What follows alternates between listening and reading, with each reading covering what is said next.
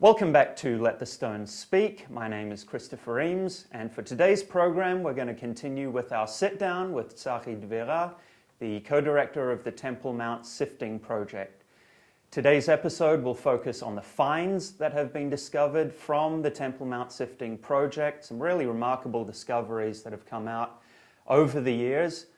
This episode will cut partway into our discussion about the Royal Bakery or Royal Treasury and go into this discussion on the finds themselves that have been discovered at the project. If you like this video, please do leave a like and subscribe. And also, if you're interested in following and supporting the Temple Mount Sifting Project, you can do that at tmsifting.org. We hope you enjoy the program. One of the pottery shards from that place had the inscription that said Sar A-O, and it's broken. Sar means is the minister or the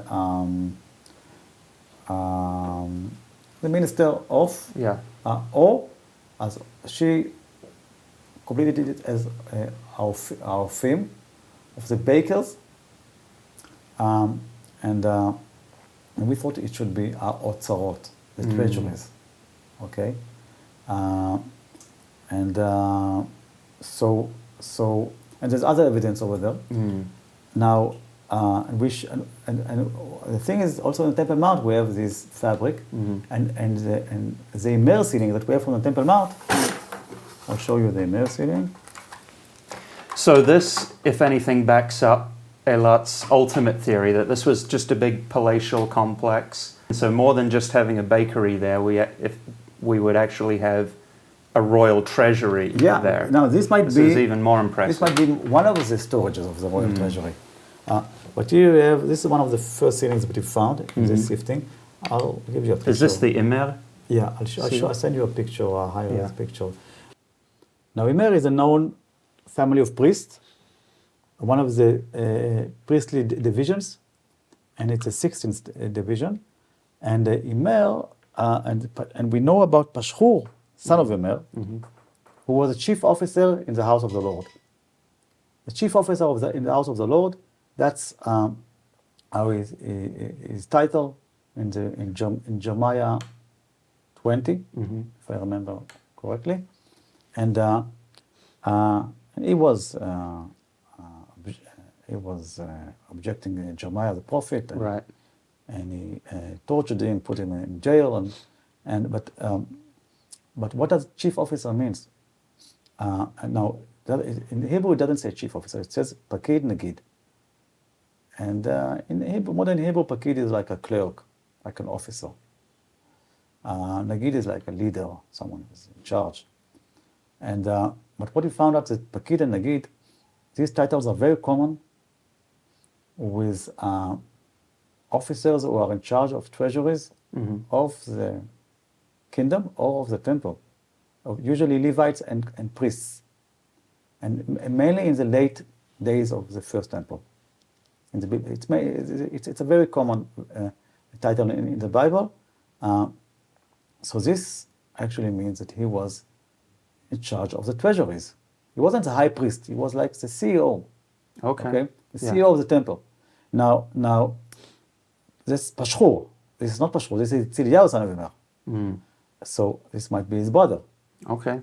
Now, what we found out when we did research in ancient Near Eastern treasuries and clay ceilings is that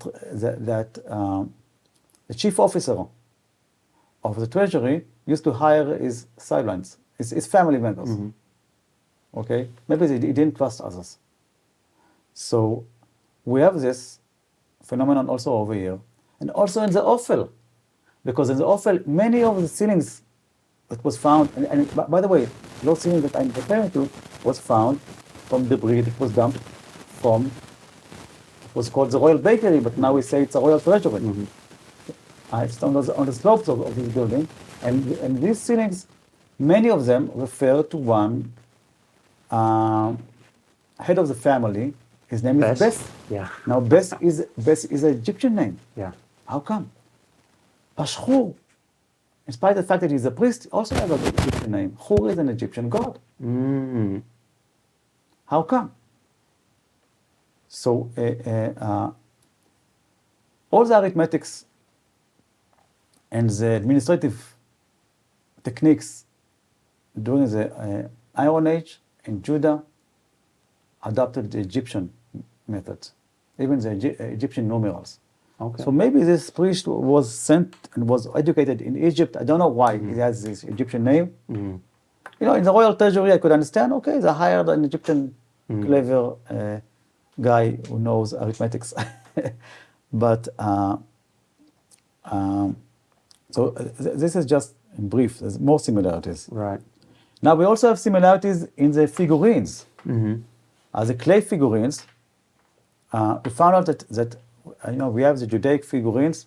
Now, although the Bible the prophet spoke against this practice, this is idol worshiping, okay? We know that the common people, most people used to do it, and also kings. The Bible shows, the narrative shows the ideal, but the common practice was idol worshiping. Right. And this was like a common household, like fertility charms. Maybe the teraphim that is mentioned in the Bible. Now, these figurines, with the specific types in Judah, it's called the Judaic figurines. There's pillared figurines of a woman with big breasts, and there's some of them had molded heads, some not, and we have some with bird heads, and we have many which are bovine shaped, with cows or horses. And these figurines, now usually in other sites in Judah, you find also types of figurines that are exterior to Judah, that are foreign, from the north or from the coast. That adds more. I mean, there was even a Jewish tradition of the figurines, even though it's against the Jewish, the biblical religion, but there was like a Judaic practice of figurines, and there was a Canaanite practices. So we see also the Canaanite in other sites, even in Judah. But as we get close to Jerusalem, the percentage goes down. And in Jerusalem, we find some. But in the Temple Mount and the Ophel, we don't find any. Only the Judaic figurines. Interesting. What are some of these other items that you have here? We have many, but let's do some brief without... here we have a golden gold bead. This is very rare because we know more of these types from silver. Yeah. But from gold it's usually more. We find them more in the beginning of the Iron Age too. Okay. And this is made with the granulation technique. You see these small spheres. This is very, very, very. The detail is incredible. It's nanotechnology of antiquity. Yeah. So. So they used to create these spheres on a bowl when they heat the gold. You pour droplets, small droplets of gold, and then you let it toss around the bowl, and it dries up and turns into a small sphere. Yeah. And then they attach them together. Now this is amazing because to see it, just to take a photograph of it, it's also a challenge. But I'll show you something more amazing is this. You see how small this is? Right. You should look with binoculars, with a magnifying glass. Wow. There's a few tiny beads. There's also granulation technique. This is from gold. What is this? Is this an earring? Okay. We haven't found a parallel. Anywhere else, ever? Not yet. Okay. Not yet. Wow. We haven't published this yet. This is crazy. Yeah. This technology. Was that more recently discovered? Yeah, or was this from a while ago? Wow. Okay. We spoke about the Iron Age 2A. Yeah. Here we have, this is the most ancient seal found in Jerusalem. Okay. From the Iron Age. Now you see it's unepigraphic. Yeah. There's two animals of it. It was hanged on a string, and maybe this might be a lion and a gazelle. Interesting. But you can see, I mean, this was found by a tourist family from Russia. Okay. By a 12-year-old boy. And when we published it, it was in the news, in the main headline news in Russia, in the main TV channel, the government TV channel. Wow. See, that's why this project is so amazing. They reached the house of this kid. Mm. His parents bought him, you can see in the, I saw the medium item, Mm. they bought him a new suit. And you see he's muttering, Stuttering? stuttering, yeah. He's trying to speak, he's so excited. Yeah. He's only 12 years old. And he's choked by this new suit. And so I'm always warning the kids who come to the sifting, if you find something important, this will be your destiny.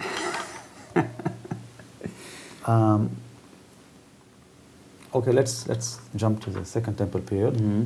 This we also published recently. This is sitting, actually it's a token. Now over here it's broken, but it was given by hand. We have the fingerprints over here, and there's a wine jar on it. Okay. Okay, now, and it says, there's a Greek inscription that says Dulu, which means belonging to Dules. Dules is a private name, it also means slave. Okay. And this is from the 1st century BC. It says 1st century CE, the last days of the Second Temple. Now, a very similar token was found, but with different imprint, with Aramaic letters or Hebrew letters, and over there. So that's a long story, but the scholar thought that those letters refer to a specific code that was done, so this token won't be forged, and they were used according to the Mishnah, the rabbinic first book of rabbinic law, that says that pilgrims who came from a distance, who didn't want to come with their wine libations or sacrifices, could just come with money, go to the chamber of seals, pay money, get a token, they call it a seal, and then go to the chamber of sacrifices and get all the accessories for their sacrifices and libations. So that is a piece of that practice being done. This seems the same. Now over there, over there, because you have the letters, and it fits. They usually say that they have the letters of the priestly division, the day of the week, type of sacrifice. So over there, the code, it's like a code that fits that format. Here we have this Greek inscription, and we have this wine jar. Okay, according to the type, also the shape of the wine jar. This is the 1st century. Now, doules means slave. It could also mean servant. Maybe it refers to a priest. We don't know. This is something we have to. We didn't solve the problem. Interesting story of it yet. Yeah. And this one up here, is this a lion seal impression? That's no, that's a horse falcon. This is an Egyptian. This is First Temple period. Yes, but we have some Bronze Age period. Like you can see here we have an amulet from the Bronze Age with a cartouche of Thutmose III. This is 13th century. It's 200 years after Thutmose, but yeah, it has this Thutmose. We have an exact parallel from a cave, from a tomb in the north. Amazing. The Ara. Yeah. In the Ara Valley, Ara stream. So this is made of faience. Also found by some scarabs and 12 years old gold. We have the biggest amount of Persian coins. Here we have this owl, and it says the inscription Yehud. These are tiny coins.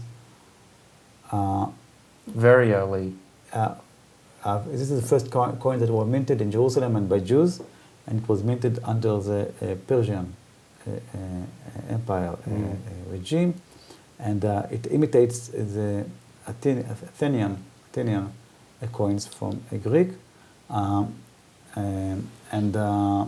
it's usually you have the Hebrew inscription says Yehud, which means the province of Judah, and so we have 5 of these, which is a half of all these coins that were found in all Jerusalem. So we found half of them. I mean, I'm speaking in 150 years of archaeology in Jerusalem. So it's impressive. So maybe they were minted in the Temple Mount, maybe because of the wet sifting, maybe both.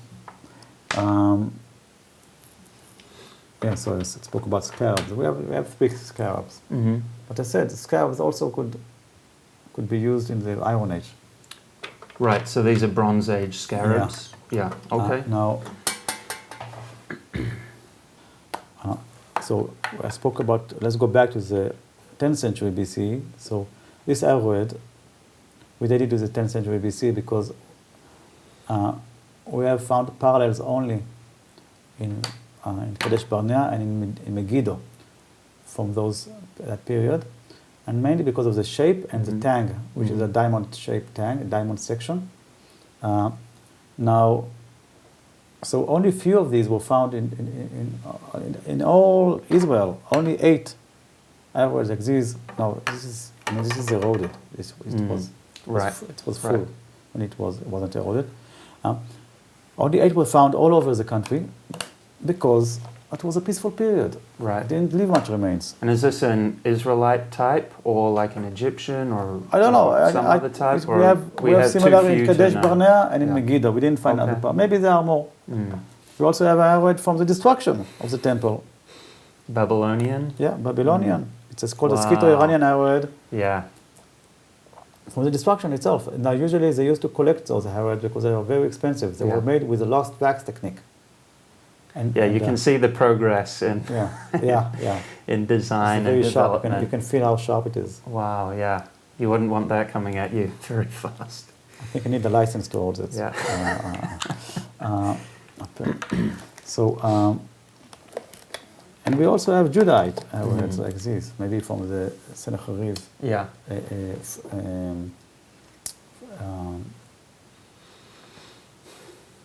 I forgot the siege on Jerusalem. Yeah. Sennacherib siege on Jerusalem, and also from the Roman arrowheads. So we have a nice typology of all periods, and a crusader. Okay, so That's an arrowhead as well? yeah, and we have this now. We're before Hanukkah, so this arrowhead, according to its typology, this is a very nice one from the Bronze Age. Preservation is amazing. Is typical to the Hellenistic period, and this could have been a remnant from the wars, from the battles between the Maccabees and the Seleucian soldiers that over the Temple Mount when the Temple Mount was controlled by the Hakar fortress from south of it. So this might be a remnant from that battle. There's lots of weird things like this. This is one. I'm sure. This is an astragal, but made out of glass. Usually we find the astragals. The astragal is a bone. Is a type of a bone, and it was used sometimes even as game pieces or for cultic, maybe cultic purposes. Even today with playing Knuckles, the game. But like made from metal or other objects. So this is like an imitate. It became so part of the culture that they used to imitate it with glass. Yeah. This is from the Hellenistic period.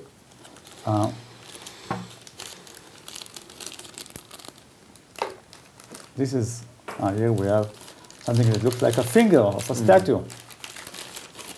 Maybe Egyptian, maybe something else. Wow, there's the nail and everything. Yeah, they even made sure that the nail would be nicely cut and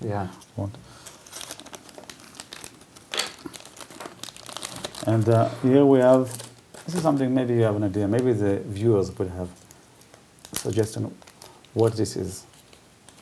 You see, this is a lead sheet, decorated, which covers a flint knife. It was found all together like that? Yeah. What? A lead sheet that covers this flint knife. What is the period for this? So our first suggestion was that this is a flint lock from an old gun, but we didn't find any flint locks like this. With this, but they invested so much in decoration of the lead, and no, it's not. It's like you have to. It's like meant to be held and to cut. What do you do with it? What is it? So we found in one of our website of an antiquities dealer in Europe that found something similar and says that this is Roman. We don't know. Interesting. Yeah. Yeah.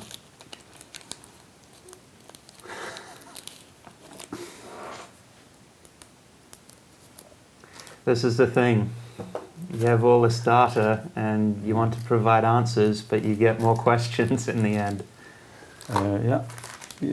Yes, exactly. So here we have a pot chart. We think the pot chart is Byzantine, but we don't know. Maybe it's earlier with incision of the menorah. Wow. Second Temple period? The menorah is Second Temple period, but I don't know when it was done. Yeah. It's a Jewish symbol, the menorah. For sure, yeah.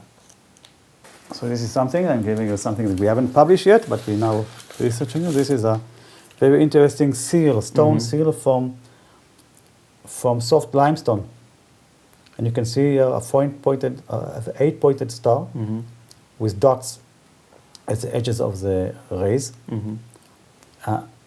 Maybe there's some letters between them. I don't know. We have to do some better photography. Microscope. But recently we understood that this is Second Temple period. Yeah, for stamping. And this symbol also reminds us the star of Alexander Jannaeus from his coins. So we have to still study this. And let's speak about these. And then these two are so like the star. We have seven. The show. We have actually eight models of these. But the other one, we have some missing stones because now they are being checked in a special lab to see the different, by geologists to want to identify exactly which stones are they.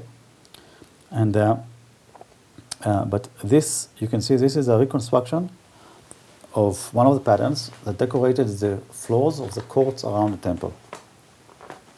Okay, now this is 1st century BCE or CE from Herod's temple. Now, this is called opus sectile. Now, when we first began, when we found these tiles, and we found various tiles from different sizes, different shapes, geometrical shapes, and different stones. Many from marble. It was marble or other rocks that were imported to Israel, because in Israel there's no marble. Right. From alabaster and breccia and other materials. Now, they were imported, these rocks were imported, and they were cut very, very meticulously. It was so accurate that these floors, you couldn't see the plaster between the tiles. And this is called, by archaeologists, it's a Latin term, opus sectile. It means, opus means work, sectile means cut work. And this technique of lavish floors was introduced by the Romans. And it was limited only to very lavish structures, palaces, spaces like guest rooms and bathing houses, and so it was very, very expensive. Today, with today's technology, you see this kind of floors all over in public buildings. But in those days, in very, very special buildings, you had it in villas of emperors. Now, when we found these tiles, now we knew about this. We know that in Herod palaces he had used these techniques, but usually what we find in Herod's palaces is a negative of the patterns in the plaster that remained. Okay. These tiles were looted in antiquity already, and only maybe several % of them were found at the site, scattered around, out of context. But we know the patterns from those the negatives. From the negatives, and one of the archaeologists, Asaf Avraham, who was working on us in 2007, he realized that these tiles are part of the opus sectile floor, and he suggested that when Josephus speaks about, when Josephus tells us when he describes the temple, that the courts around the temple, the open space that were open to the sky, were paved with stones of all sorts and all colors. And no one really knew what he refers to exactly, what he describes. And Asaf suggested that this is, he refers to opposite technique. Asaf later on he became an expert in building techniques in archaeology. This is his PhD, but he went to one of his professors in those days. He was a student, to Ehud Netzer, and he ruled out this possibility. He said, no, there's no opposite line open spaces. Couldn't be. But he insisted, and he published his suggestion. And then we had a very, very special, unique person, a volunteer. Her name was Frankie Schneider, and she volunteered at the project, and she was very, very talented and very, very motivated and devoted to the project. That she also, so we hired her, and then she also did a tourist guide course and started studying this. And our background is, our academic background is in math. And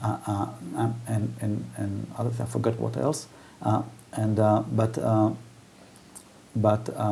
she also had a background in Jewish studies, and she was very interested in this, and she has a remarkable photographic memory. And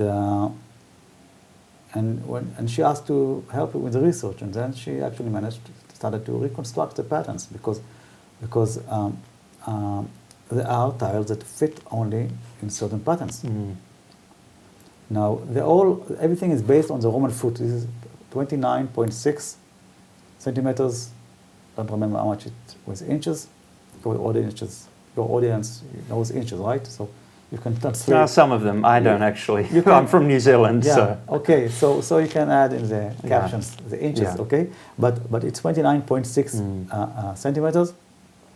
And these are all sorts of divisions and calculations based on this standard. And this is how we know it's Roman. But there are also very specific angles. And what Frankie found out that there's also, so she reconstructed about 8 patterns. And also she found out that there was one triangle that is very specific. It's specific only to Herod, where the height and the base are the same length. And we're still working on other patterns. Now, what's amazing is once she figured out that we have this pattern on Temple Mount, so once you build it, it will come. So then we started finding the tiles that go inside exactly. Okay, so it proves that this was the right interpretation of the design. But we also have many tiles that were not yet assigned to a specific pattern. Tiles that we know that are Herodian, or fragments of tiles. But Frankie also, she became an expert on opposite tiller, and she started working with other excavations and publishing their tiles. And she reconstructed, so she found that these tiles are based on the standard of the inch. And this was the standard that was used in the Crusader period. Now, she found all these, but she didn't know the pattern yet.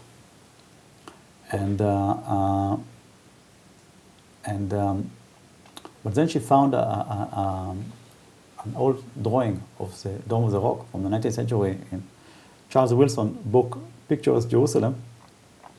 And over there you can see the Dome of the Rock. Before there were rugs all over. And you can see that there's a decorated floor. And she suggested that this comes from over there. And she found out that these tiles fit a pattern that exists in the Church of the Holy Sepulchre. And she even went over there with these tiles and put it on the floor. It's in the Crusader grotto in the upper floor. And